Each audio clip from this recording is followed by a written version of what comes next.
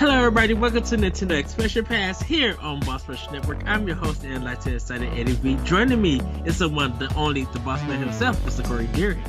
Hello, Ed. You're impeding on my grind in Destiny. I have to craft a linear fusion rifle for the raid tomorrow. Oh, good googly moogly. How long is that going to take? Oh, I don't know. Probably a couple hours. Well, here's the thing. And okay, so I know this isn't a Destiny podcast. I know I've talked a lot about Destiny recently.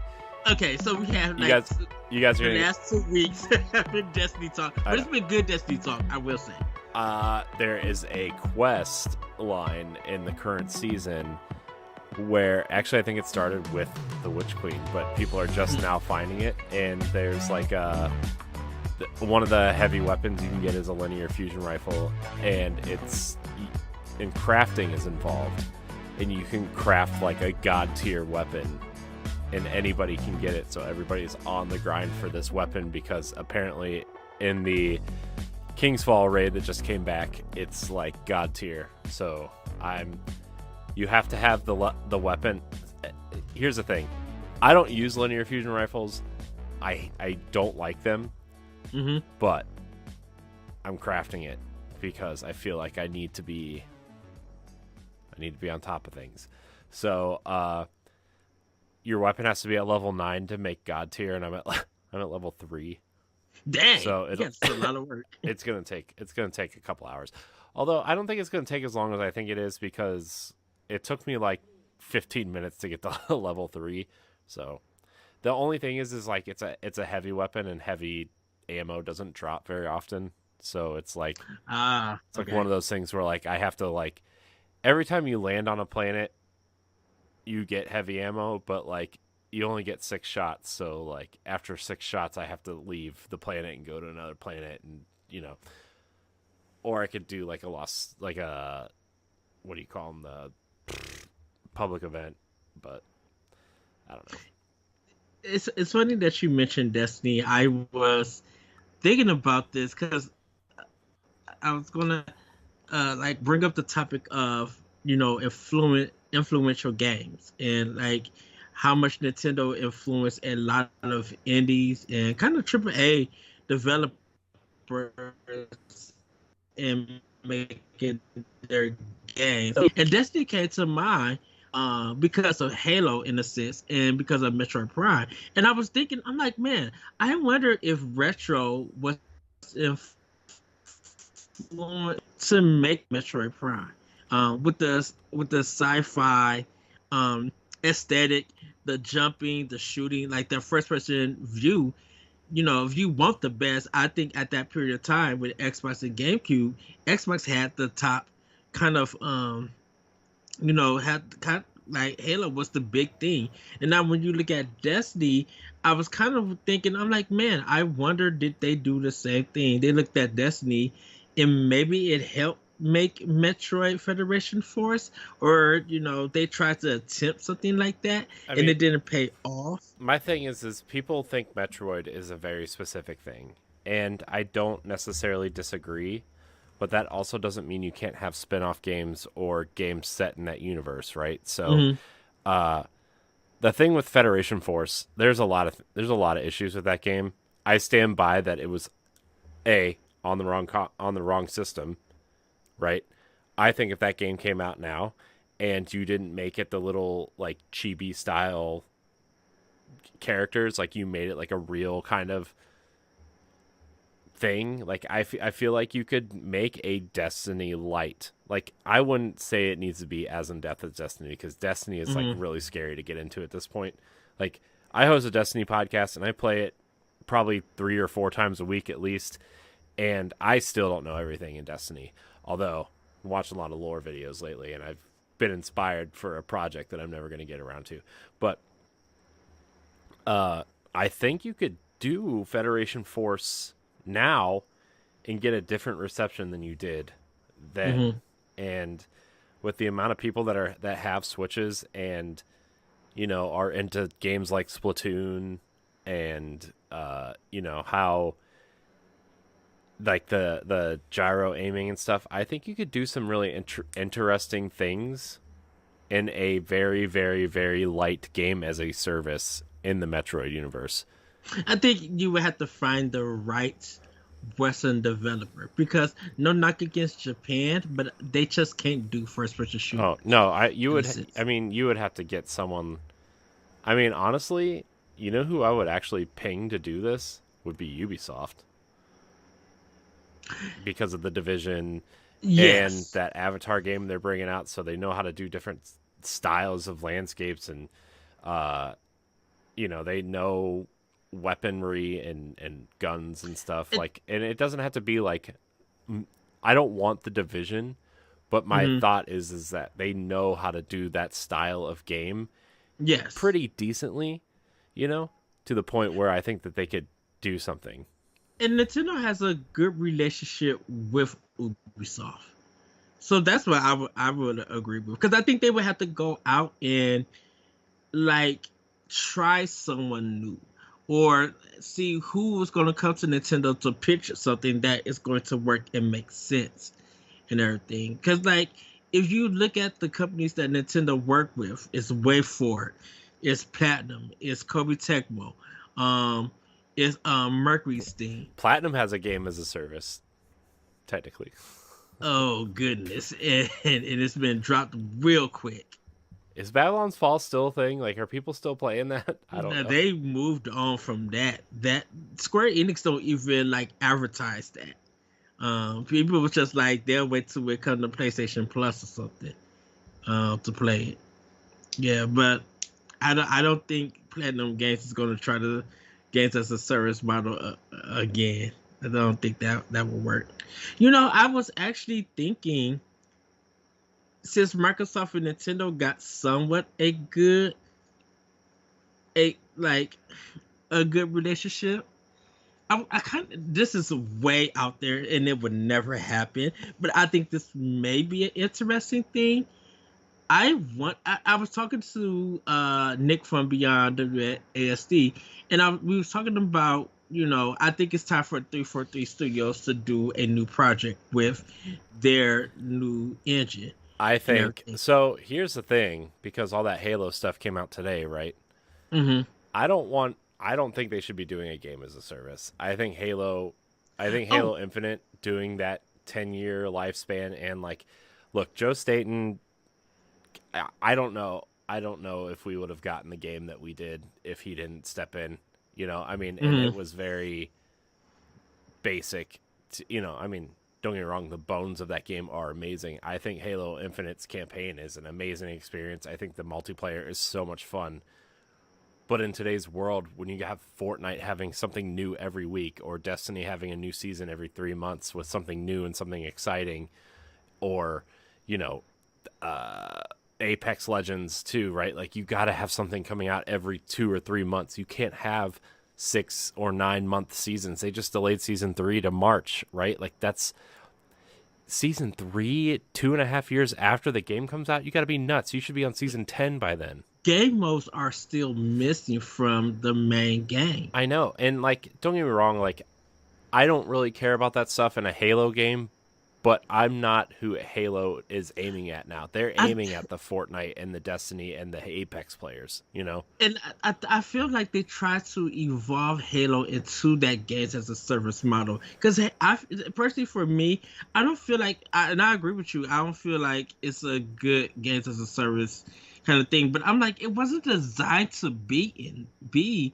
that model or anything. If you got a strong campaign, if you got a strong multiplayer, let it be that. Halo Infinite should have been simple.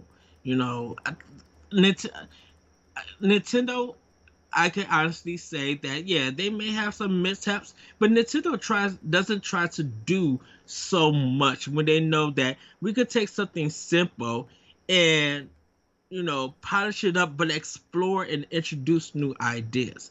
Yes, Breath of the Wild 2 has been delayed and everything, but they are testing stuff and they know they just like we had a foundation. It began as some DLC, but we expound on it. So now, while we are polishing up, we may have some new ideas. We're trying to see what works and what breaks. and everything. If you look at the original Legend of Zelda, it was an adventure action RPG because you got to go anywhere. When they did Breath of the Wild, the first one, um, or yeah, Breath of the Wild, they showcased that they used the Legend of Zelda model um to help create this world. They were just like, what we learned from here, we're making it as a game, and we test stuff. And I don't know if 343 Studios did the same thing, in a sense. Yeah. You know. Yeah. I think I don't know. I think there's a lot of interesting things you could do with a lot of these franchises that I don't know if Nintendo's just too scared to do, or they haven't thought of it, or like they just don't want to be that company, which are all three very understandable and probably very true statements. Well, I think they're at a point now where if they're able to get with a company that they could trust, and they both could work back and forth and give ideas and test, and see what breaks and what fixes things, and throw back ideas, those games will work. Like I said, Wave 4 and Mercury Steam is kind of the only Western divisions or companies that Nintendo has worked outside of their games. And don't forget, Nintendo didn't really work with a lot of people nowadays. Yeah. But now, when we see the people who made the Necro game, the Necro Dancer game, when they for the Legend of Zelda, that was an indie game. They went out and kind of, I wish they would have talked to Yacht Club and put Shovel Knight and Smash, but that's literally the only Western character in that game. I mean, he is in it as an assist trophy. Yeah, but to control him. Yeah, I mean, I mean, even as we've been sitting here talking, I feel like Nintendo could definitely make a Xenoblade MMO. I think they could do something along the lines of like Final Fantasy XIV. Like, I truly do. Xenoblade has blown up in popularity, and to make it a social experience. Now, granted, you would probably have to make a PC version. You would have to make your voice chat stuff a lot easier. You would have to be able to, like, I guess you could technically do this through the phone, like text chat your clan and whatever. But, like, I mean, because I do that with Destiny, so I don't think. But, like, you could totally do a giant MMO set in the Xenoblade universe, maybe after 3 or before 1 or something, right? Like, I think that would be super awesome. You could totally do a action type of MMO like Destiny with Metroid. You could do this may be the craziest thing. I could see Sega and Nintendo teaming up to do a Xenoblade Cross Fantasy Star Online event to get an idea of it, because a Monolith Soft can learn from Sega. I mean, you look at Phantasy Star, it doesn't look that much different than Xenoblade at first glance, right? I mean, like, obviously there are differences, and one's way more cyberspace and one's kind of like, oh, we're stuck on this world with swords. But you know what I mean? Like, at first glance, like, they don't look much different. No, exactly. So I'm trying to think of what else Nintendo owns that would be kind of multiplayer focused.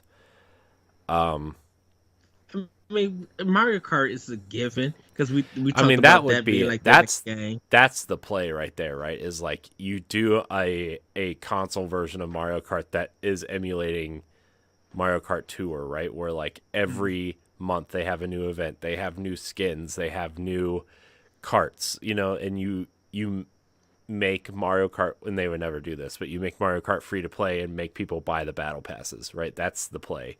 I mean, even Smash, you could do that to an extent too, right? Where each battle pass has a new character that you can get, and then you get different skins by unlocking whatever, right? Smash is another thing that you could do a battle pass type thing with too. So Splatoon, even, I mean, you could do some cool crossovers with Splatoon with a battle pass. You could do like you could do like a Sonic based season or a Mario based season, or where you get cool outfits based on those franchises. Like, I think that would be super cool. $5 a battle pass. I feel like I feel like Grayson's listening to this episode. He's like, yes. He's either like, yes, please do that, or no, I don't have any more money to spend on Splatoon.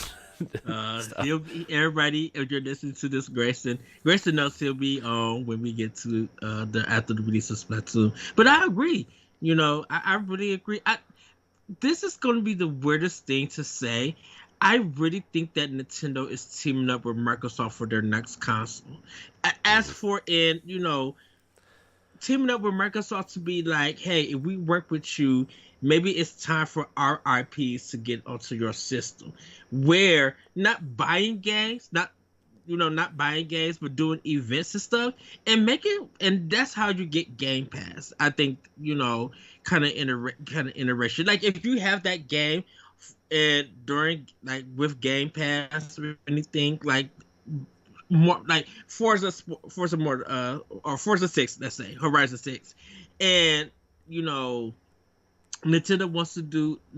goes to Nintendo and be like, hey, we would like to have some cool Mario Kart skins or tracks or whatever in Forza Horizon 7.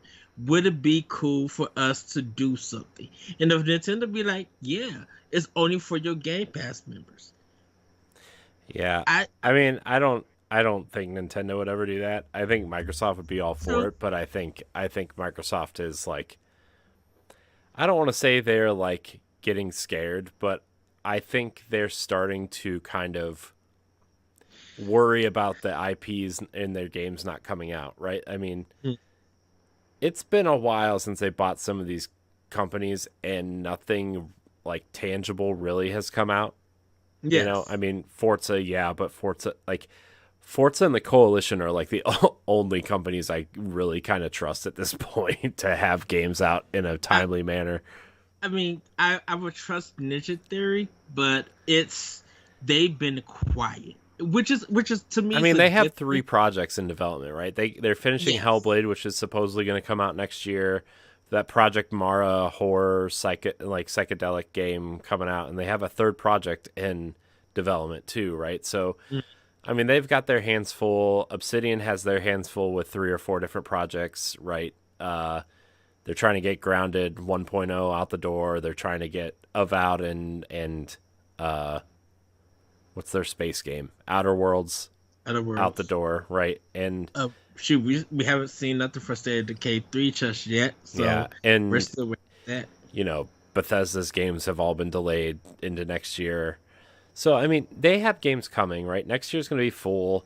Deathloop is coming this year to Game Pass. They have the Activision acquisition, right? So, like, over all the money from Overwatch 2 is going in their pocket. Diablo, those games are all coming to Game Pass because Phil Spencer said that as much, today or yesterday in a statement. Yeah, today. So, as of the time of this recording. So, like, they have stuff coming. It's just like, okay, like I'm invested in the Xbox ecosystem, right? Like I'm a Game Pass subscriber, although I've been debating on whether or not I should cancel Game Pass because I haven't touched it for like 6 months, and like the games I like from Microsoft, I will just straight up buy, like Gears and stuff. But and I kind of want to ask you, I know we talked about Nintendo being quiet and everything.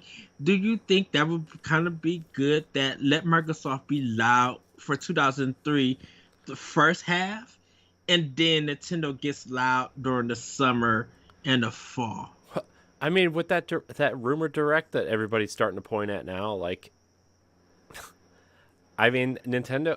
I was thinking about this today, right? I mean, technically, between Splatoon and Bayonetta 3, Nintendo themselves do not have a first party game between September 9th and October 28th. Yeah. Which is a long time for Nintendo at this point. Do we get Zelda in October? Are we getting Zelda? Do we because I mean, I know we kind of were like messing around in the writers chat. But like, if we and this is all speculation, obviously, and I don't think it's happening to go on the record, even though 9,000 people have reported it. But like every time somebody reports a direct is coming, it's like, no, Xenoblade stuff, Splatoon, Right. you know. So I don't know if whatever the next direct is, it's probably a Bayonetta breakdown for 3 again, or something of that nature. But like, if the rumors are true, Zelda might be coming in October or November, you know, which, or you put Twilight Princess out in October and you put Wind Waker out in November. You put them out separately. And I know we talked about I know you asked the question, what would happen to Zelda drop before God of War in November? Mm-hmm. And I was perplexed because that came to my mind, and I'm like, oh, I would want it all and everything. I mean, here's the thing. Like, I think Nintendo fans are going to buy Nintendo games.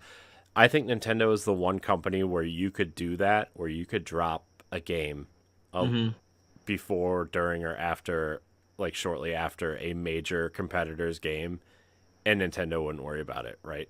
My only thing is Nintendo has Pokemon in November. And so I'm thinking move Twilight Princess to November, Wind Waker December. I mean, here's the thing. You put Wind Waker out in October, and you put Twilight Princess out in December. But man, October. December though, Ed, is hold on. We came out in 2006. I was trying to think if it was like an anniversary, a major anniversary for Twilight Princess. It's not, but I think you could totally do. It is the 20th anniversary of Wind Waker though, this year. Oh, that is true. My thought is you could put Wind Waker out in October, because I feel like that's the more kid friendly one. Mm-hmm. And people are more likely to buy that for when they're out for Black Friday or holiday shopping or whatever. And then Twilight Princess you put out in December, because I think that's the one that less people are going to gravitate towards, and only the hardcore will buy it, and then it'll have a long tail. And I think that's a good connection for, like you said, for the holiday, but it's a good connection to whatever game drops out in January. And everything, because if you drop Wind Waker in October, you got Wind Waker, you got Bayonetta, you go into next Mario Rabbids too, technically. Mario Rabbids, you go into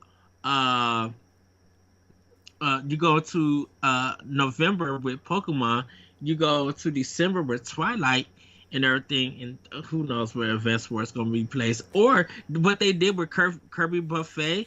That kind of game, they could put a small $14 or $20 like small indie game from any of their first party. Link's crossbow training too. That wouldn't have surprised me. I still think Advance Wars is going to be their January game. I could see that. I mean, this fall is so full for Nintendo as it is in terms of first and third party games. Mm-hmm. I don't think Advance Wars is big enough to hold its own. I mean, no offense to that game. I know a lot of people love it, but like compared to like Splatoon and Xenoblade and Mario Rabbids and Pokemon, potentially Zelda, and then you got third-party games like Nier and Persona 5. Like, I'm sorry, I don't think Persona 5 is going to be big. Oh, I know. Persona 5 is going to be huge. I think Nier is going to be pretty big on Switch also. Can I tell you, that looks good. I was watching the trailer for it, the latest trailer that come. I'm like, okay, if this is really running on Switch, this looks good. Yeah, but I mean, that game was never like a technical powerhouse, though. It wasn't, but I think like if their frame rate stays steady and everything, I'm like, okay, y'all did a fantastic job on this. Yeah. You know. So I mean, that's my thing is like, if we're gonna get this big Zelda blowout this year, like that's crazy. And then Eurogamer and Jeff Grubb are both reporting that maybe we'll see that Metroid Prime remake also. It's like, man, I'm at the point where it's like Nintendo needs to slow down. I think there is too much, unless they're trying to get all this stuff out before they're like, if they do some sort of console reveal next year, like I don't they're just pushing stuff out. I think It's, there is it's, too much, man. Like they've had that's like here's the thing though. At the beginning of the year, the first half of the year, they really didn't have a lot. They had what they have this year. They had uh Pokemon Legends. Pokemon Legends, they had Fire Emblem Warriors and They had Kirby.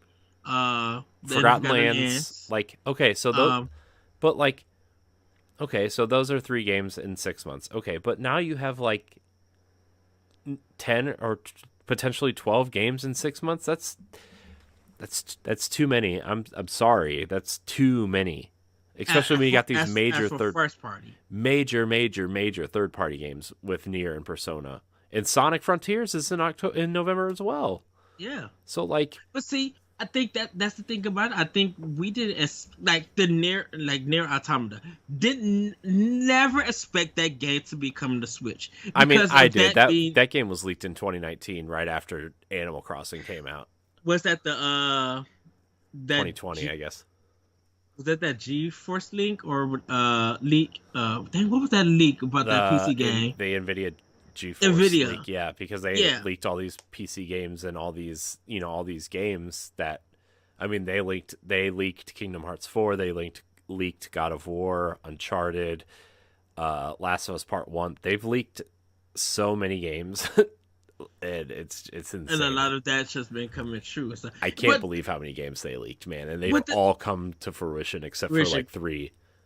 But the thing with the Nier Automata is that because, of course, Nier's drops on PS4, Reincarnation drops on PS4, but then you see Nier Automata coming out to Xbox One, and so I'm thinking, okay, I'm not even thinking of Nier dropping on Switch because nobody literally was asking for it.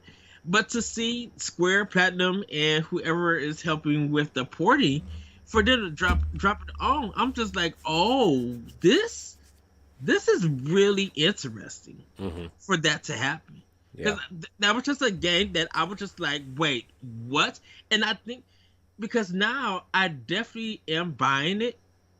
Even though I own it for PS4, but now I kind of feel like, man, I wonder if Square Enix. I'm like, do I need to own this on Xbox?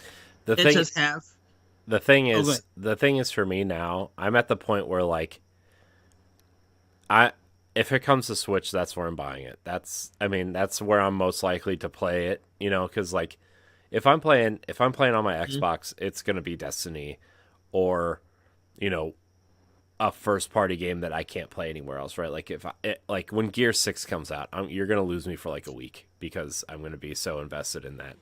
I think everybody is. Which I just re-downloaded Gears 5. Wait. I just re-downloaded Gears 5 on my Series S because I'm not going to, but I've been getting the itch to play Gears again because I just haven't played it in a while. And I want to there's a rumor that Gear 6 could be revealed at the Game Awards this year. It was trending today. Yeah. Gears. Yeah. Yeah, I forget why it was trending, but like they've been showing off like the thing is like the Coalition has been really engaged in helping Epic develop the Unreal Engine, and they've been like, remember, Gears was built to show off Unreal Engine 3. Gears of War was incredible on the Xbox 360.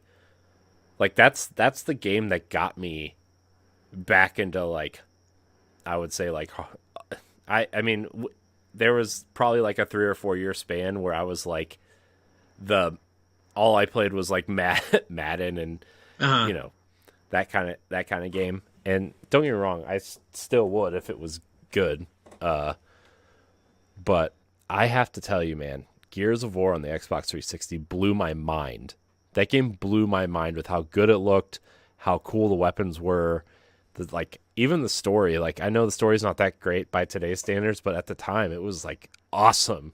And I was obsessed with Gears of War for Gears 1 and 2. Like, I played semi-competitively for a long time, with my one friend. And I don't know. I'm always going to have a soft spot for Gears, but like if that game gets revealed this year for like a holiday release next year, you're gonna lose me for a while. Like, I'm probably gonna end up being wrong again because like Xenoblade, just like no, they wouldn't do it because like when I talked about Monolith Soft showing off their new game, well, they I'm might. like, man, I mean, after Zelda comes out, Monolith could have another big year next year with that. Because I was looking at, because I'm trying to archive some stuff for Pal Block, just because I have never saved anything we've ever done ever. It all exists on YouTube and podcast services. That's it. I don't have any backup of any of it. So I hope nothing happens to the to the Boss Rush YouTube channel.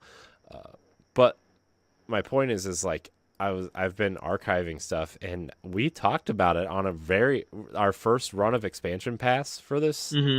Like, they showed off the watercolor painting with the red-haired protagonist and looking over the cliff, and they said they were going to make a more adult game, and we talked about it for like probably 90 or 100 minutes. I don't really know where that is at this point. I'm gonna look for it, but like, man, shoot, Xenoblade Chronicles.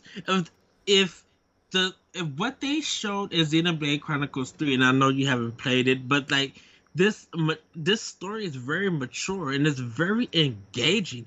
If Monolith Soft could be on that level again for their next game, yes, I could see this happening, and that's why that's why it's kind of hard to play Xenoblade Chronicles 3 and talk about Breath of the Wild 2 if Monolith Soft had any hand in it, story-wise. Now, I don't think they did, but I think if Anuma was looking at... Anuma had to look at Xenoblade Chronicles 3. He probably had to see, I'm like, where did you guys go with this story? But if him and his team probably been focused on the Zelda story to be like, how do we bring this teen/mature or really dramatic themes across, with our own universe in the Zelda franchise? Yeah, I think I was just gonna say I still think Monolith is extremely underrated.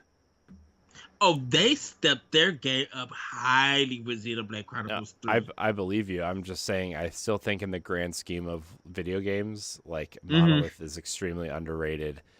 And I don't think they get enough credit for what they did for Breath of the Wild.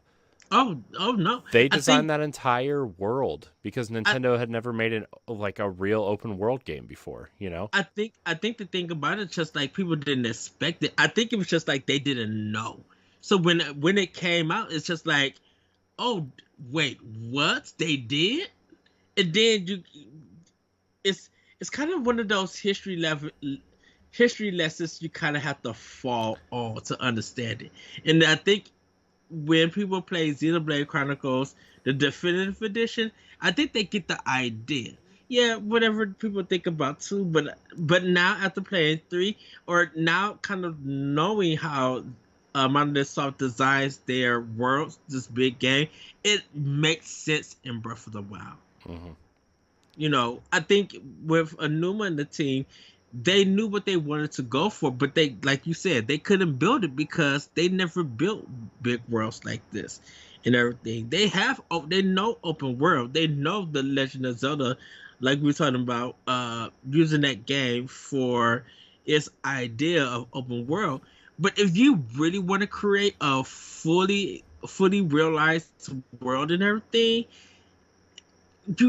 your best bet is to go with Monolith Soft because Nintendo owns them, so that cuts down on resources and everything. And you could just bring people in and just be like, okay, let's work together to make this world.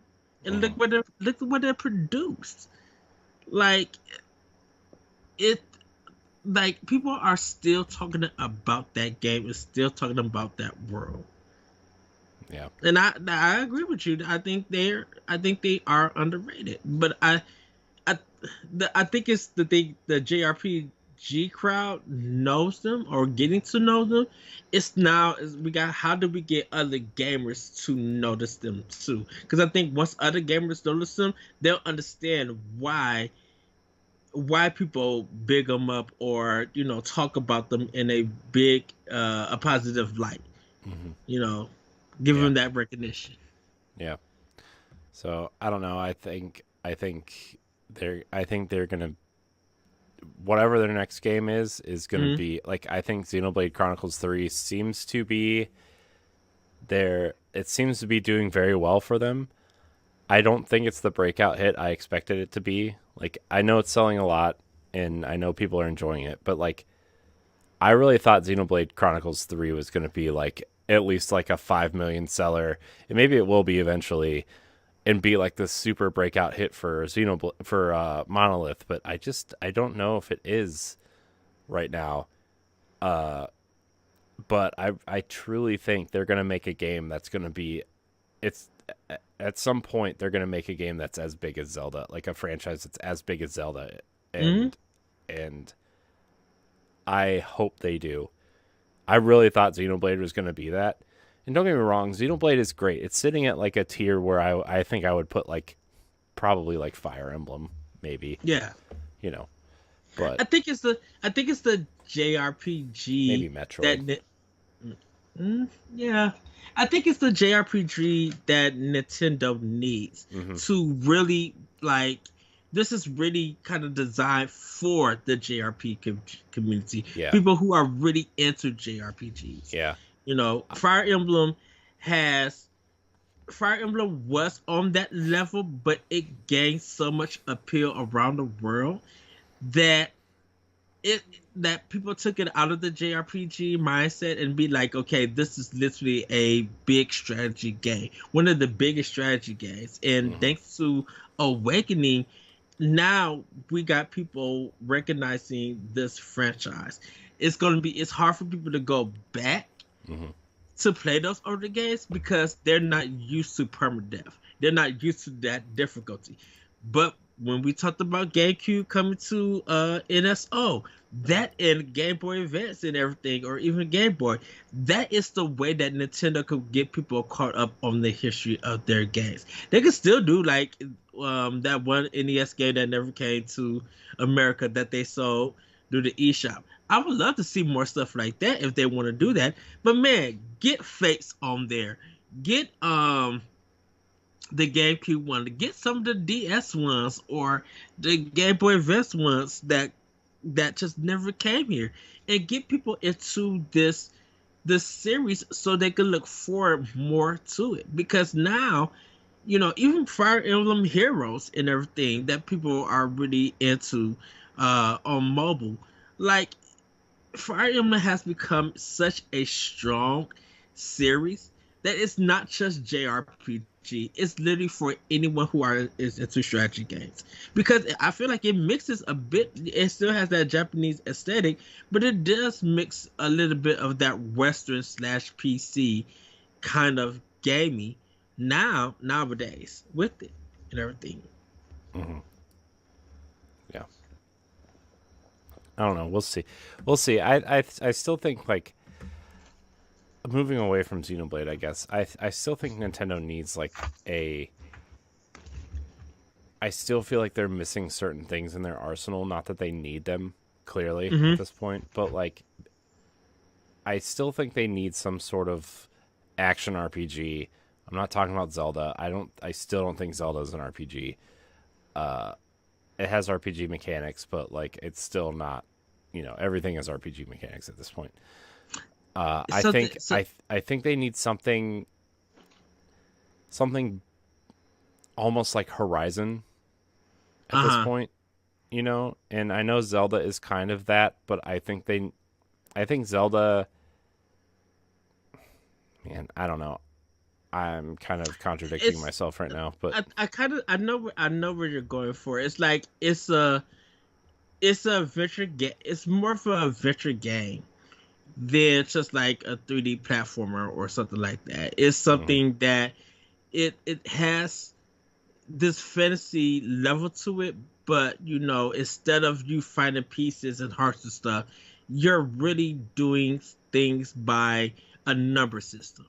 Because that's kind of how Horizon have crafted stuff, but you do a lot of that with experience points to get stronger in that game. You're not looking for pieces to make your number self go up in levels. You literally got to fight enemies and do quests and everything. So I could understand. I could see what you're saying and everything. Zelda is just not fit for that. Zelda has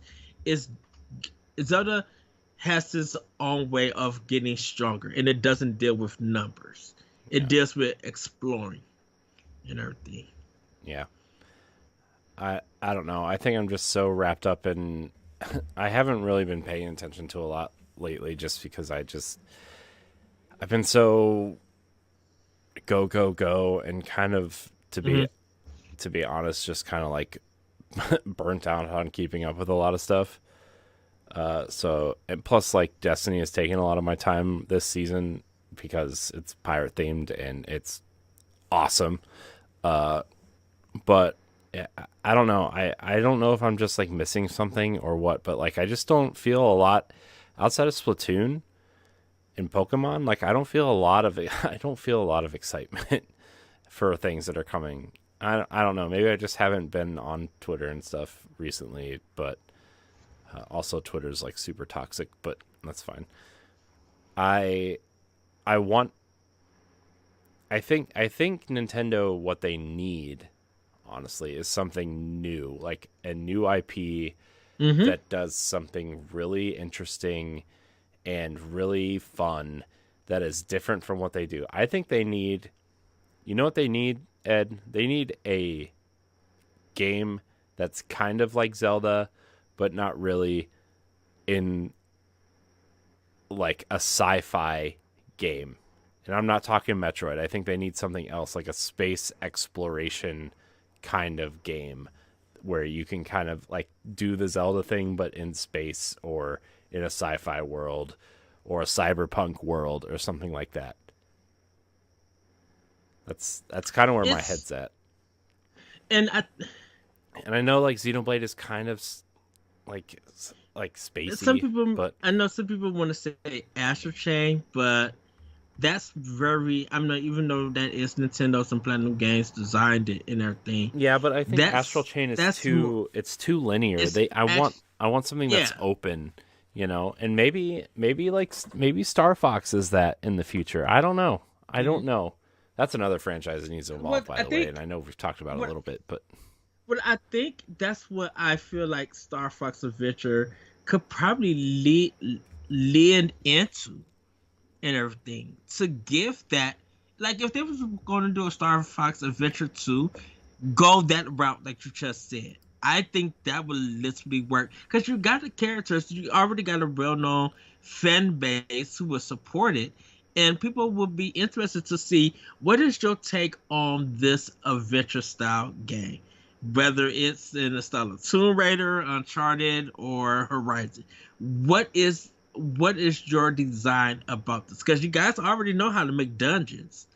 So that's like 30% of the game. But how do you make it in that manner where there is side quests to make your characters or your weaponry stronger, or even your ship? But then, like, what's the other 70% of telling the story, of being explorative, having like cutscenes that are not 55 minutes or something, but really help tell the story and just get it out there? I think Star Fox would be it. But if we're looking for a new IP, yeah, I think that they have to have some young people there that is able to deliver that experience. And I think with the talent that is coming up at Nintendo, they can have it. The old guards are going to help out, give them ideas, help them think about problems and stuff. And hopefully the CEOs or whatever is okay with that. but I think the younger designers and developers that are coming to Nintendo are going to be bringing they're going to have to bring in new IPs, because it's going to me personally, that's how you make the new Nintendo. Is that it still has the tradition, it still has the quality, but these are the new Marios, these are the new Zeldas or Metroids, but it's all new IPs. And I think we're in an age where we are willing to give these games a try. Yeah, they may be sevens or eights, but we know that, man, with a little bit more polish, a little bit more ideas, or fixing this and there, you guys have got a hit on your on in your portfolio. And I think us as Nintendo fans will go out and support that. Yeah. I'm I'm trying to think of like, man, Nintendo could do some really interesting things with Mhm. their IP, and I feel like they're kind of afraid to expand into new ideas that aren't that aren't Warriors games. Uh, Yeah, you know, I'm just trying to think, cuz I mean, they could do something like a Diablo style game. They could do like a I don't know. I don't know where I'm going with this, to be honest. I'm just kind of thinking, trying to spitball ideas of new things Nintendo could try to get I new, think interesting things out yeah, there. and I think that's why they need to reach out more to the West, to get those games out Yeah, and everything. I mean, I think there are a lot of like a lot of developers out there now that would like love to develop a game for Nintendo. It doesn't Hmm. matter what the IP is. Like, I mean, you could make like a. I mean, how many times have we heard companies wanting to make a new F-Zero or a new Yes. I don't know. And I know some of our audience really wants Bat and Katos to come back, and I know Chibi Robo could be something interesting, and Hmm. you know there's so many things out there. Golden Sun, how many people would love, what if you got someone that like the company who's the company that's doing Sea of Stars right now, Sabotage, what Sabotage. if you Yeah, gave them like Golden Sun, you know, or I something can see that happen. or you know, I know people like Earthbound, and like you could give somebody Earthbound, like make you know, they not everything has to be a $60 product, you know. No. You can, and we're seeing that with Kirby, right? Like has some free to play stuff. Kirby has some $15 and $20 stuff. Like you could make an indie style game, give something to a company and just do it. Like Cadence of Hyrule is a great example of that. Yes. Like do give someone Golden Sun and make a 16 or 32-bit RPG, right? Or Hmm. give Yacht Club something like give them Mario and let them make a 16-bit platformer in a cool new art style. How much have I told you that I want a 2D side-scrolling Mario in the Mario and Luigi cover art style, like that kind of That would be insane. Because everybody would be like, okay, that's the ultimate double dip. Like, yeah. we're going to buy the digital, like midnight release digital, already paid for pre-orders. Or like But give us a new give us a new Mario and Luigi game first of all too. Like give us that. oh heck yeah. Um, But see, the Mario Luigi thing, yes, give it to us. But Treehouse has to do the localization, which reminds me, what have they even been up to? well, that company went out of business because they didn't make any money. Treehouse? No, uh, Oh, Alpha Dream. Alpha Dream. Yeah, they I mean, closed because the whatever remake they made for 3DS didn't sell anything because people were thought the Switch was too awesome. yeah. Which you I, could have just ported that game to the Switch. Just throwing that out there, but. yeah. Which I think, I mean, they'll probably get a new team to do it, or the people who did like the last Paper Mario. I don't know what team did that one. They could probably do like a It was Mario Intelligent Systems is who made the last system. Paper Mario. Oh, then they could probably stay. which maybe that's why they probably have been doing the Fire Emblem games because they've been doing something else. Well, yeah, I mean, Koei Tecmo did Three Houses for the most part. I think it was I like a 75-25 split somewhere. I really think they now are in charge of the Fire Emblem series. Koei Tecmo. I mean, I wouldn't be surprised there. By the way, give us a Fire Emblem RPG, not a strategy one, just like a 3D big open Xenoblade-esque world. Like make a Final Fantasy game, but like make a Fire Emblem game Now that's like Final Fantasy.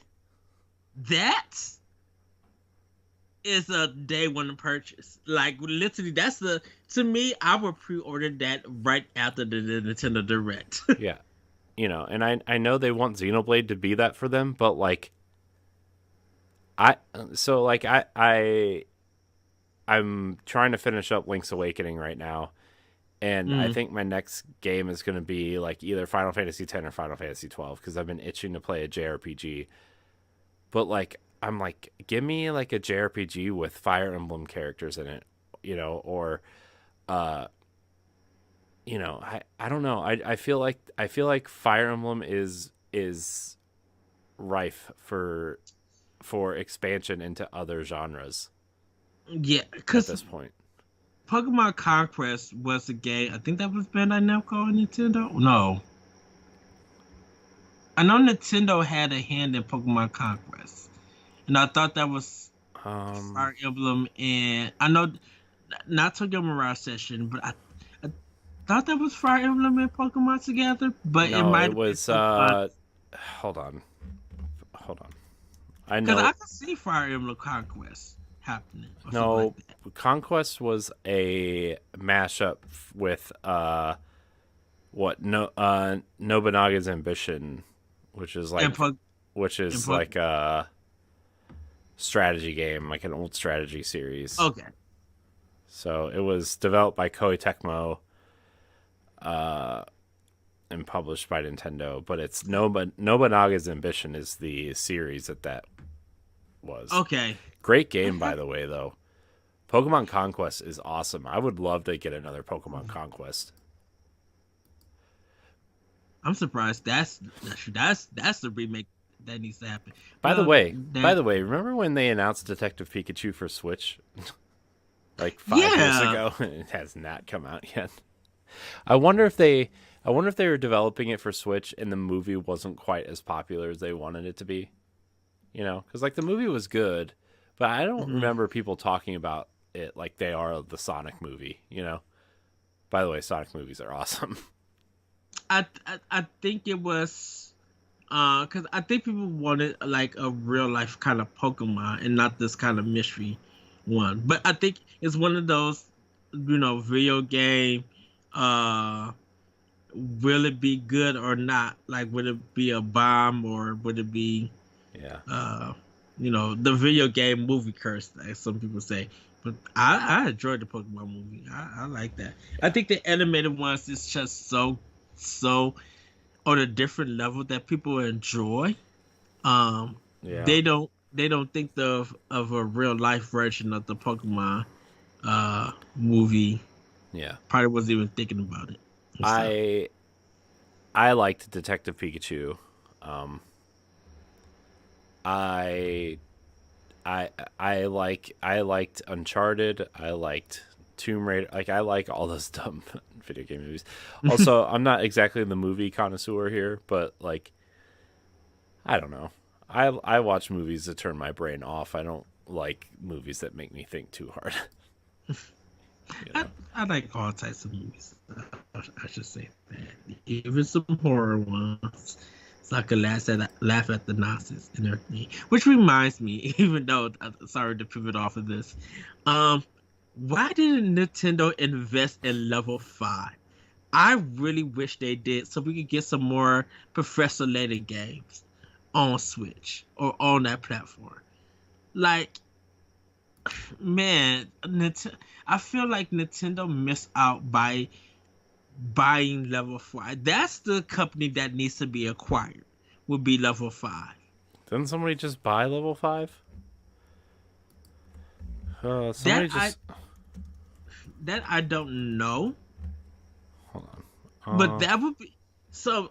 So I know Embracer Group wouldn't buy them, but Microsoft to steal the dunder out of everybody to like really shock the world. If Microsoft acquired Level 5, I would be like, wait, what?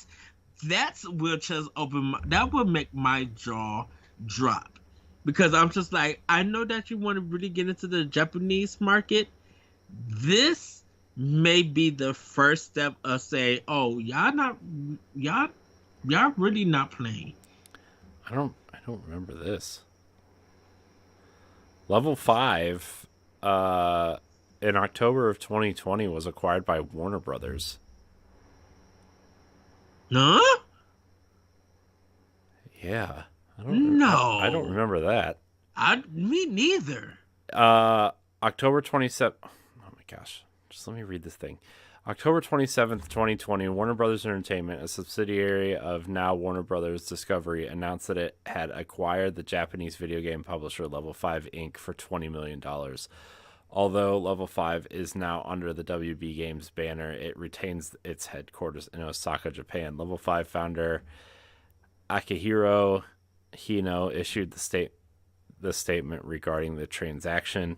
Quote, when I visited Warner Brothers Studio lot in Burbank, California earlier this year, we knew this was where we wanted to be. The things they do with their intellectual properties, whether it may be their classic Hollywood film library, their legendary animated franchise Looney Tunes, and DC superheroes like Batman and Superman, is unbelievable. Franchises we developed over the years like Professor Layton and Yokai Watch will feel right at home. Boy, did he visit the same Warner Brothers that but yeah, I did not realize that. I did not know okay that. Which is probably why that Yokai Watch game for Switch for America got canceled. Probably. Or it's not coming out. Yeah. Well, because because Level 5 games is not they stopped coming here to America and WB is not bringing them here. So interesting. I don't know. Because like Nintendo and Level 5 really had a good run with their games together. So to hear that WB got them, like, oh wow. Yeah, I don't know. Whatever, it's fine. But Corey, we actually got some Patreon producers that we need to shout out before we wrap up the show. Yeah, we should probably do that. If you want to support the show, you can head over to patreon.com/BossRushNetwork, where you can support us directly. At the $1 tier, you get early access to 4 separate shows. But if you are a Patreon producer at the $5 tier, you get your name shouted out on this here program as well as others. So our Patreon producers for the month of September as of right now are Adriel Munger, Celeste Roberts, my wife, Zelda Direct, and Rebecca Jewell. I want to thank all of our Patreon producers. I want to thank our patrons. And I want to thank all of our free listeners. Remember, if you are a free listener, please leave us a 5-star rating or review on Spotify and Apple Podcasts. I do, Ed, want to thank Adriel. She sent me a really nice message on Discord about how much she loves our show and the music at the beginning of Pow Block. And she just always says really nice things. So, oh, yeah. Thank you so much. You know me, how I'm always double questioning everything that we do and if it's good enough or if we should still be doing it after all these years. And it's just nice to hear things, even if it's small like that. So, shout out to Adriel Munger for the nice messages. Oh, thank you. Well, Corey, I think we could wrap it up here. Should we let's get into our plugs. Yeah, I guess we can. I was enjoying that conversation. I know we didn't really have a plan for the episode tonight, but that was fun. I mean, we kind of brought up the latest stuff and kind of, it's an episode that is flow. Plus, it's Labor Day weekend, the time that we're recording this. I think we'll probably have more of a bigger talk with the Nintendo Direct, like predictions and stuff like that, if it ever gets announced. But I think like the influence of Nintendo, the future, what they need, and all of that stuff. I think I can't wait to see more where they go forward with it. And will Microsoft or Sony or some of these third parties and stuff, like, will they play a part in the future of Nintendo? And maybe that's a expansion pass we'll have. The future of Nintendo, who will be playing a part in it, and everything. Yeah. Because before we go, I said that if you want to kind of have the big Nintendo kind of like, wait, what kind of moments? If Microsoft did Nintendo's online and Sony did Nintendo's sound chip for their next system, like, I would probably be like, oh, that's surprising. And I know we talked about Sony and Nintendo not having a good relationship, but I kind of feel like that may change in the future. Yeah, me too.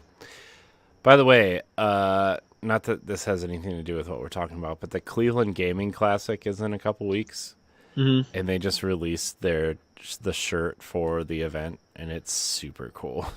It's really nice. Cool. I wonder if I could send this to you. I probably could.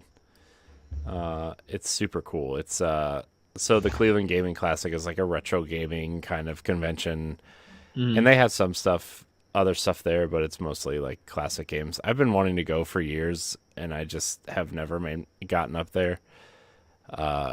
So yeah, the shirt's really cool. I wish I could send you this. I don't know how I can not send. Why can't I send you this? Can I just do one of these? Nope. Okay. I'll send it to you, Ed, but it's super cool. Okay. Oh, did I do it? Did I do the thing? Nope. Why? I don't understand why I can't just give you this picture. Anyways, go ahead, Ed. Sorry, I'm wasting. time. No, I'm wasting time talking about this stupid T-shirt.